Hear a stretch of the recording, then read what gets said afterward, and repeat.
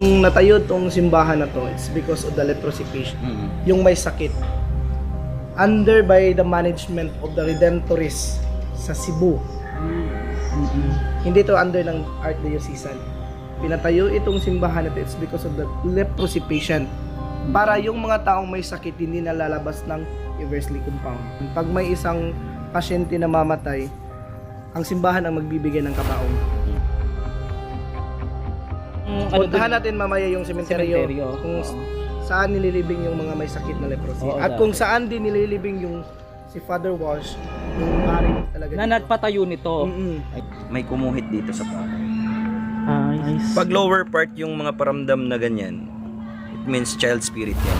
Ito sir, yung mga bagong puntod po dito, lagi pong nasa ilalim yung kanilang mga paglalagyan. Ang babata. Ano yung kinamatay nila? Parang may tignan nyo sir, tignan nyo dito sa may part ng bintana. Parang may nakatayo po siyang parang madre. Sino nga ba ang nag-iwan ng kabaong na ito? Na tila'y may laman pa. Bakit ganyan? Sino yung nag-manage po ng sementeryo? Wala pong alam yung nag-ano dito, may naglibing ngayon. Kasi posibleng hindi nila makikitang may naglibing dyan. So dito mga master, lahat daw ng mga bahay dito ay walang sariling titulo. Aalamin natin yung konting history dito. Early 1900s meron sila ditong sariling simbahan, ospital. Kumbaga kulang na lang sa kanila yung mall para sabihin talagang isa siyang city na nakabukod. Bakit natin masasabi na sila ay ibinukod pa rin kahit sila ay gumaling na sa sakit na leprosy? Aalamin natin guys. Bukod pa pala sa isla ng Culion na minsan na nating naidokumentaryo, ito ang kaisa-isang islang ibinukod sa Pilipinas at tinawag ding Island of the Living Dead dahil sa nakamamatay na sakit na leprosy o ketong. Ang sakit sa balat na ito ay naging pandemya at itinuturing ng buong mundong isang kinatatakutang sakit na halos ang buong laman mo ay kakainin ng isang bakterya hanggang sumawi ito sa kamatayan. Bago lang sa ating kaalaman na meron din palang isang lugar sa Cebu na ibinukod at mismong kinatatakutan at minsang pinandirihan dahil sa nakamamatay na sakit. Diretso din tayo kung saan inilibing yung ibang mga... Nasa tinatayang early 1900s pero itinayo ang sementeryong ito na mamaya-maya ay pupuntahan na natin upang magbalik kasaysayan sa lugar. Dahil naging parte ng kasaysayan ng pagkakasakit ng mga Pilipino ng sakit na ketong o isang malubhang sakit sa balat na lubhang nakakahawa. Kasama po natin yung isang counselor dito and with the connection of ghost hunter. Cebu Ghost Hunter na si Sir LG. Oo. At syempre kasama natin ang ating BFF. Na si Val na may malay po siya ngayon. Kasi sa kauna-unahang pagkakataon maibablog natin itong lugar dito po sa Mandaue, Cebu. Mga shoutout mga Cebuanos. Dira. Hola amiga! Ito. Meron kang alam dyan sir na may urban na kwento lang naman. Kasi urban exploration lang naman kami ngayon. Kasi di ba nabanggit mo kanina, ito ay yung mga gumaling na. So, ibig sabihin, nadidistract ako sa may bintana, parang may nakatayo kasing ano. O, di ba sabi niyo po kanina, yung mga galing sa Palawan, dinadala dito, para yung mga magaling na.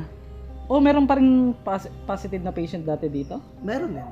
Meron din. Halo-halo pala. Oo. So, yun, malinaw. Yung medicine ng leprosy, dito pinag-aralan sa Eversley. Dito nila pinag-aralan. 20 years bago nila nakuha yung medicine ng leprosy. Oo. Pinag-aralan nila ng 20 years, pagdating ng mga 20 years, doon pa nila na kuha yung medicine talaga na tinuturok natin. Yung combination niya na drugs eh. Oo. Tinuturok nila sa pasyente para gumaling yung ano. So yung ibang tao dito na nakatira nung may sakit, galing din sila ng iba, ang iba galing din ng Palawan. Pero meron ding positive dito. Nahalo sila dito. Naghalo na. Pero safe naman na. Pero ngayon, safe Totally na. safe Oo, na. clear na Kaya talaga. nga pinagagawa na yung lupa namin dito eh kasi sobrang safe na kami dito. Noon, pag lumabas ka ng iskinita ng Eversley, pag pumapara ka ng taxi, wala talagang hihito.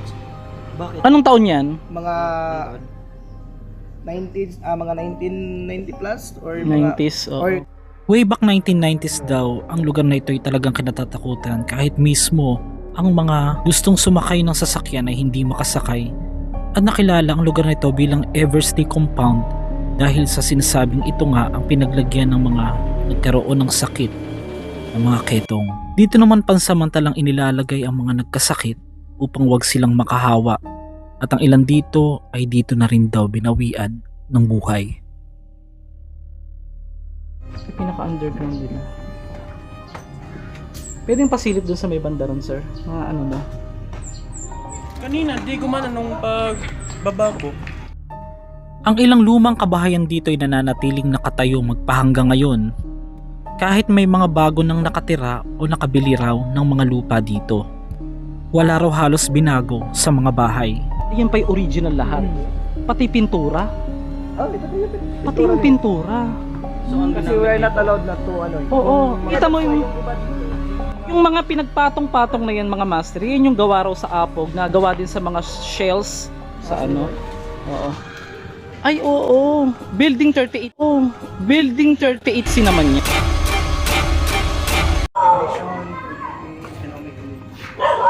Mas matanda pa to sa atin. Isa din daw ito sa pinakalumang bahay dito at mayroon ding mga naging pasyente rito na nawalan na rin ng buhay. Dahil sa tibay ng mga ginamit na kahoy ay hanggang ngayon nananatiling buo ito at parte ng kasaysayan. Sa bawat sulok na paglalakad namin ay nakaramdam ako ng kakaiba. Hanggang sa naging interesado ako sa pinakailalim ng bahay. Dahil sa kakaibang estilo ng bahay ay meron itong mga underground kung saan minsan ay ginagawa daw itong mga kusina o bilang parte rin ng mga gamit na itinatambak na lang dito. On editing ko na lang nakita ang parang dumaan na anino na ito. Napakabigat ng aking pakiramdam sa mga ganitong lugar. Marahil nakakadagdag dito ang pangyayaring nakakakilabot. So ito yung pinaka-sementeryo nila mga master na early 1900s din. Ay oo nga, oh. Kalmado. Pupuntahan natin yung puntod ng pare, mga master, yung mismong nagpatayo ng o yung pasimuno ng lahat para maipatayo ang community na ito. Noon, yung nangyari dito noon, ano yun eh, yung mga ganyan, Opo. lahat, puno na eh, wala nang space. Kaya na-decide na ng management na Oo.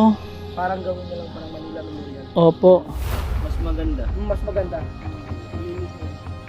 Itong babata pa ng mga nakalibing din dito, oh. Oh, ba't ang babata? Ano yan? Mga ano yung kinamatay nila? Ito, cancer to. Cancer. And then, itong isa. Hindi ko kilala. Ito, ano din to, cancer din to. Si Rubin. Ayan, may mga lungon pa dito, oh. Sa Bisaya or Kabaong. Ay, still siya? Still nakabaw. Naka-fix, no? So, Ang taong bukog na gikuha na. kapag still po sir, mostly yung labi dyan, yung may leprosy. Kapag still, Pinanggalingan niya ng isang may sakit na leprosy. May sakit. I see. Yan So yung guys, Kabaong. makikita nyo to, oh. Isa pala itong pinanggalingan din ng isang patient ng leprosy. Bakal siya. yung gamit. Ano yun? Paano disinfect po yan? O nang Disinfect yan. ito na siya. Tignan yung sementeryo nila guys, oh. Mainit kasi kanina eh. Ay, may kabaong dito, oh.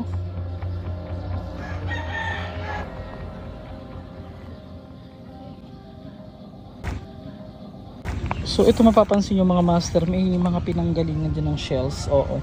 So possible ito yung mga pinanggalingan sa galing sa mga hukay na ginawa pa ng early 1900s pa, kaya ganyan yung makikita yung style. Ito yung pinakaunang na-assign na pare dito sa Eversley. Oo. 70. 87 years. Ito siya yung pare. Bakit pa yan yung ganyan may yung sugat. style po ng ano? Ayun yung nagkasugat na ano. Bakit magka-style po siya ng ano, sir?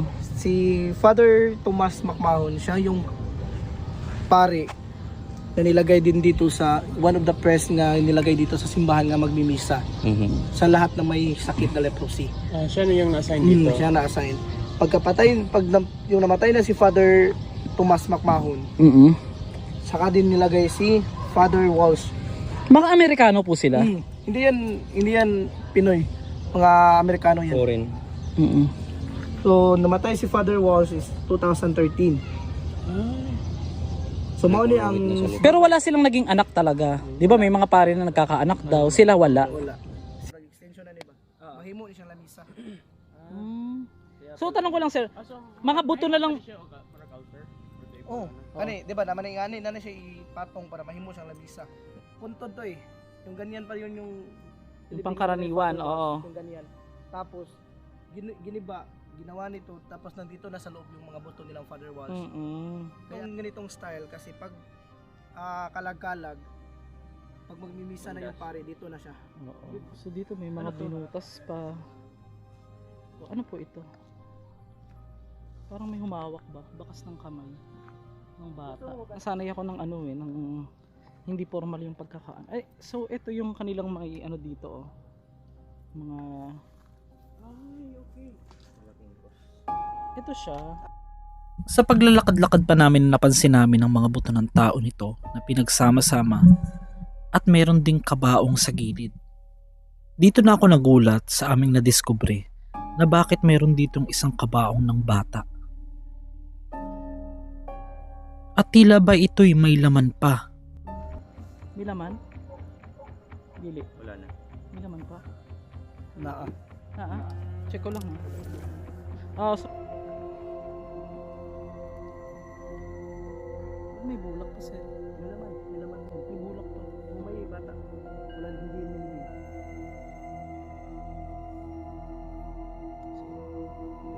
Namoy mo ba yung baho? Kaya pala amoy. Sorry po, hindi pasensya na po. Bakit ganyan po? Pwede yung ganyan. Ilalagay lang Lumabas dyan. yung baho. Hindi nilibing ng ina. Nilagay lang dyan. Ba't hindi inilibing? Sino naglagay dyan, sir? Sila kabaho dito.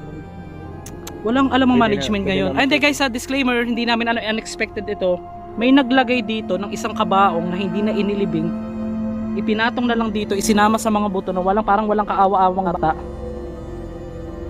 Binuksan pa namin, tinignan ko pa. Wag na lang buksan, sir. Sige lang. May amoy eh. Tingnan ko lang. Tignan mo lang.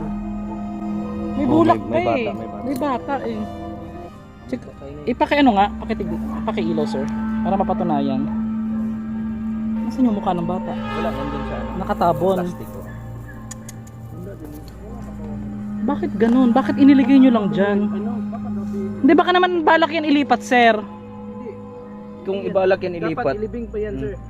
Kasi fresh May pa yung amoy na baho. eh. Fresh pa eh. Ang amoy yun, oh. Tara.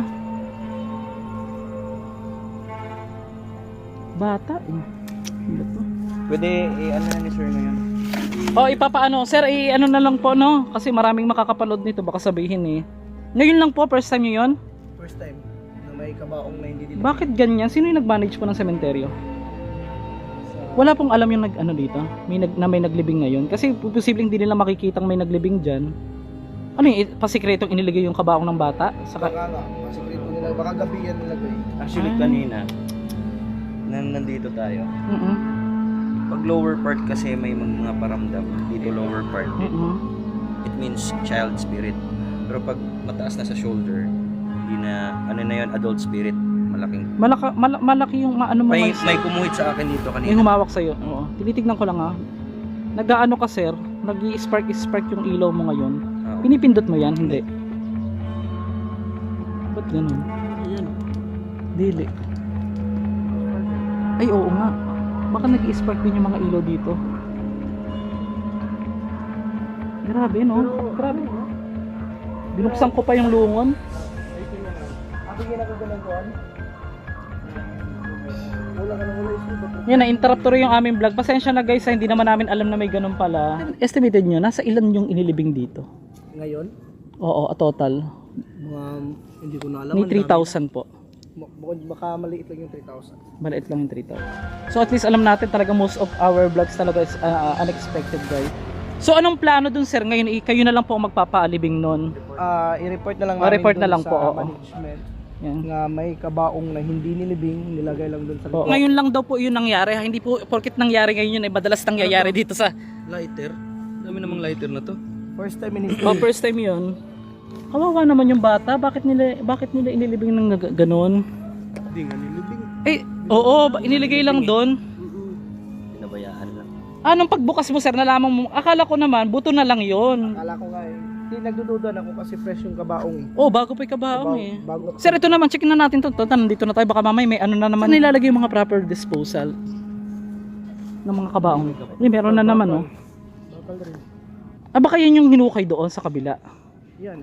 Hinukay. So bago pa namin doon makita yung kabaong ng bata na hindi inilibing ng maayos doon sa pinatungan ng mga buto, meron kang naamoy na parang may tignan nyo sir, oh, tignan nyo dito sa may part ng bintana, parang may nakatayo po siyang parang madre. Ito raw ang isa sa pinakabintana ng isang pare na bihira lang daw matulog dito.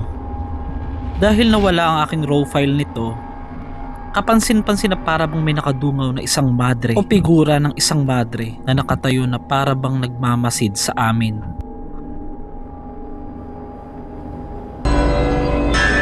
Yung amoy.